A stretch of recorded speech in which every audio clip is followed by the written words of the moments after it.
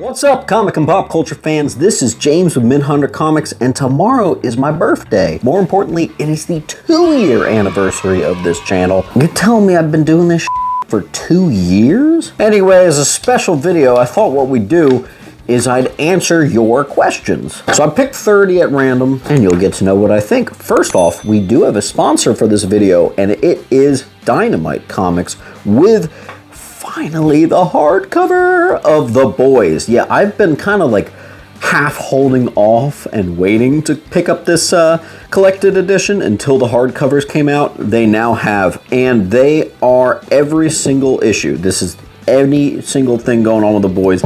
It's all printed right now in these big, giant hardcovers. The wait is over, and apparently everyone felt the same, and now we've got it. So guys, I'm gonna put a link so you can go ahead and get one of these yourself. This is absolutely sick. Massive shout out to Dynamite Comics, who's been really cool to this channel for almost a year now. And guys, if you're not watching The Boys right now, that's first priority. All right, so in no particular order, what was your major in college? Batman? Funny you should say that. I actually was nicknamed Batman in college, and I had a buddy of mine that was really short, and his nickname was Robin. And we did like everything together, and to this day, if you call him Robin, he freaks the F out. No, I went to college for international relations, thought I was going to be a judge in the European Court of Human Rights. I actually did an internship. I lived in France for a little bit, and I minored in economics. What am I using any of that for? Absolutely nothing. Would you rather have the same grade comic in CBCS SLAB or CGC? So if it's the old CBCS SLAB, no. I'd much prefer the new CBCS SLAB. It's so perfectly tight, whereas CGC is a little bit loose. I like CBCS's grading a bit more. I think it's a little bit harsh, also I think fair, and most importantly consistent, whereas CGC I've had 9.8s that look like 9.2s. I've had 9.2s that you could look at all day and not ever find a flaw in them. Yes, is it a lot easier to sell books with CGC? Absolutely. But if this hobby's not so much about that and you just want the books, CBCS for sure. Does anyone care about Jessica Jones? What's up with the hate on that? I care about Jessica Jones. A lot, actually. I think a lot of people do. Who's your favorite modern day comic writer? I don't know, Chip Zdarsky's been doing a lot. That name's been in my mouth a lot recently. Obviously, Donny Cates. I think Tom Taylor does a really good job with a large cast. He's able to handle a lot of different characters going on. Do you press yourself or use a third-party presser? I have pressed myself, used CGC's in-house presser, CBCS's in-house presser, third-party pressers. End of the day, my favorites are third-party pressers. I've done it myself, but Lord, I do not have the time to do it. What do you use as comic dividers? BCW ones that they sell on the website. I do the red ones, and I just write on it because you can erase it, whatever the comic might be. That kind of works for me. Would you rather have a 9.6 newsstand or a 9.8 direct? I think the only situation where I might want a 9.6 newsstand over its 9.8 direct edition counterpart would be maybe like Ultimate Fallout 4, maybe Batman Beyond #1, but for the most part, give me that 9.8. Who do you think is the sexiest comic book character ever? Catwoman. Come on. Is it worth spending an extra 5, 10, 15, 20 bucks for a slab with a custom label, and how far would you go? I've done the custom labels before. They're definitely cool. Maybe it depends on the custom label, but for the most part, whatever. Would you rather collect Batman or Spider-Man? Oh my God, Spider-Man. I collect Batman. I wish I had switched and collected Spider-Man all day. I did a video, it's like over a year old, I guess, where I talked about how difficult it is to collect Batman, because it goes back to 1939, whereas Spider-Man, yeah, it might take you a decade, a little more, but you can actually collect all of Spider-Man. You can. Short boxes or long boxes? Long boxes. How do you afford all this? What a great question, and it is from the hobby. I'm not kidding. I know that that's like a catchphrase we all love to say on these YouTube channels, but that is absolutely real. Hit the yard sales, hit the flea markets, find ridiculously good deals, turn those comics into money.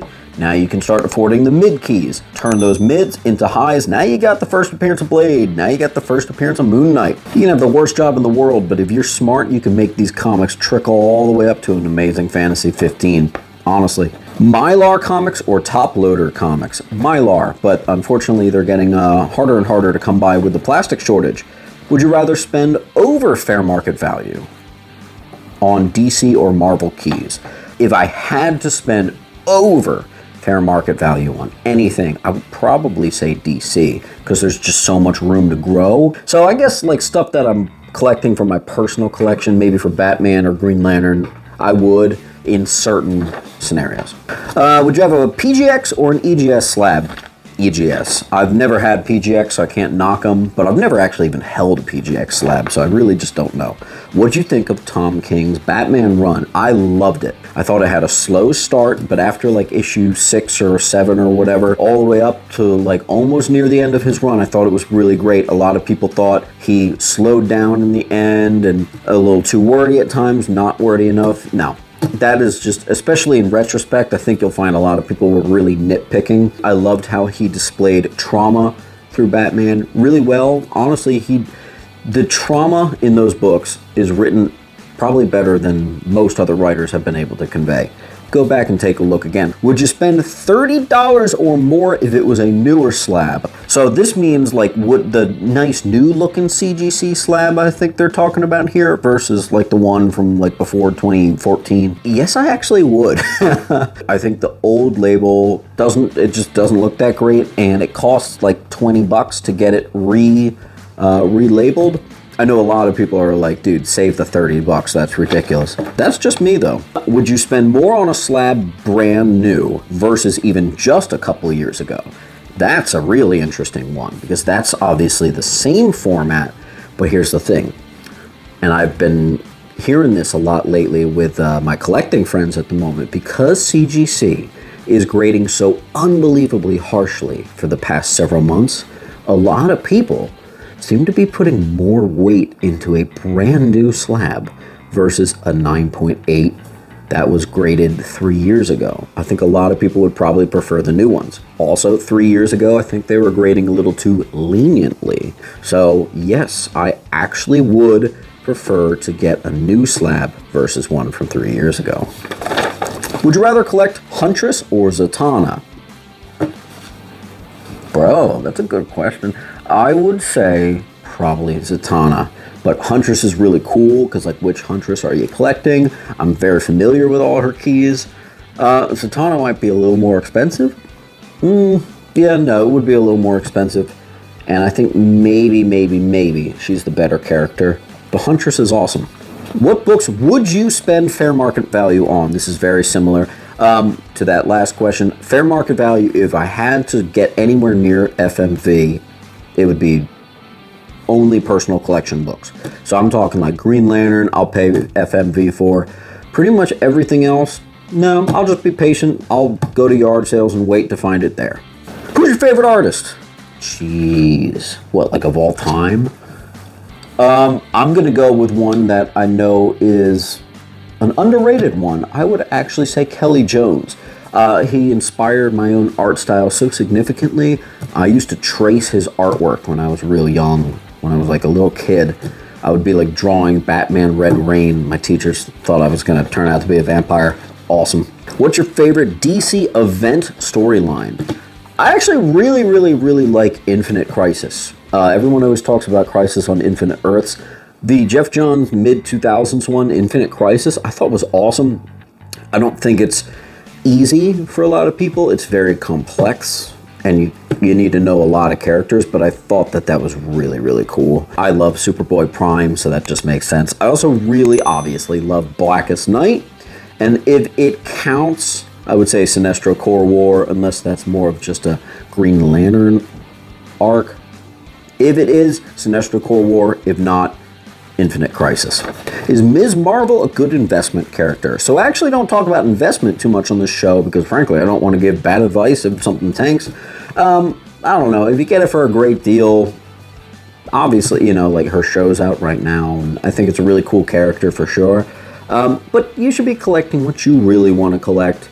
Don't worry too much about the investment side of things, I would say. There's a million YouTube channels talking about comic book investments, that would handle that question way better than me. My mom won't buy me the new weekly comics, but I really want to read them. I'm a kid though, what do I do? I would get a job, my little dude, quite honestly. Yeah, when I was 10, I was knocking on doors asking if I could like weed people's gardens just for like a quick 20 bucks or something. Ironically, that I would use to spend comics. Same deal. I mean, by 11, I was actually working on a farm, like operating farm equipment. Maybe I shouldn't say that. I'm sure there's a way you can make money, my little man. Good luck to you, man. There's a lot of good books coming out right now. Do you have a life outside of comics? Yeah, I really do. I've got a few lives. Like, I was in a band. I used to actually draw cartoons before I did all this nonsense. My friends are my world. Still are. So, like, I just doing anything, doing nothing with my friends beats anything. That is the greatest thing you get to do in the universe. I'm also really into gardening, believe it or not. And I really like painting, even though it's been a little bit. Yeah, definitely the artsy stuff, though. Did you ever watch the Swamp Thing TV show? If so, what'd you think of it? Yeah, I thought it was great. Like, maybe the best DC show I've seen. Tragedy that did not get renewed for a season 2. Guys, if you haven't watched Swamp Thing, do yourself a favor. Yeah, it's that good. I like this one. Why waste your money collecting Green Lantern when you should be investing in Marvel? First of all, I collect what I want to collect, right? Who are we to tell people what to and don't collect? I collect Green Lantern. I love Green Lantern. Green Lantern's freaking awesome. So, I'm plugging money into a Green Lantern collection because I think it's really sick and it gives me a lot of joy. That's my answer to that. Would I make more money if I was plugging it into Wolverine or Hulk or Spider-Man? Oh, probably for sure. But who gives a crap? How much more valuable are those DC Universe variants? That's tough to say. It's hard to give you an exact percentage there. If it's like a silly nothing filler book that you'd find in a dollar bin and it's got the DC Universe logo, maybe it makes it into a $5 book. I know if it's a key like First Impulse, First King Shark, a couple of the other keys going on with DC around that time, that can boost the book pretty significantly for sure. I've seen a couple DC Universe logo variants sell for double the other graded counterpart. Do you think Carnage will regain its value? Listen, yeah, that was the summer of 2021. Every book got nuts, absolutely crazy. Newsstand 9.8s at Carnage, there were a couple that sold over $2,000, which is crazy. I have one. It's signed by Mark Bagley and with a custom label. I would never dream of thinking I could get $2,000 for that. But yeah, now that book has really sunk right back to where it was in 2019, maybe even lower, because the movie is come and gone. But I don't know, guys, there could be hope yet.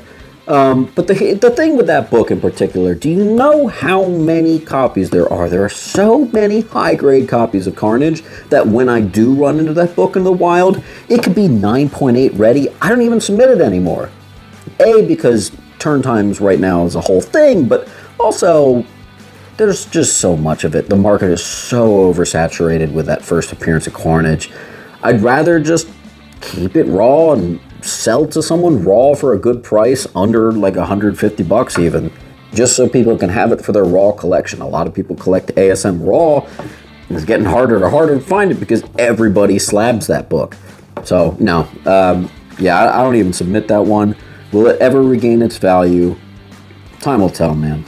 And last question I put on here, I want to get more into reading versus collecting, but I don't know where to start. Can you help? I actually made a video talking about a reading order and I think a great starting list for where to start. So I'll put a link for that right up there and you can check it out. I think that's a pretty cool video. I think you're going to like it. Anyway, guys, ask me whatever you want in the comments down below. It is going to be my birthday, so I might be doing stuff all day. So maybe give me a day, but I should be able to respond. And as always, guys, a massive thank you for 2 years of being awesome supporters of this channel and just really being there and being the greatest community of any hobby ever, really. And, you know, keep on hunting.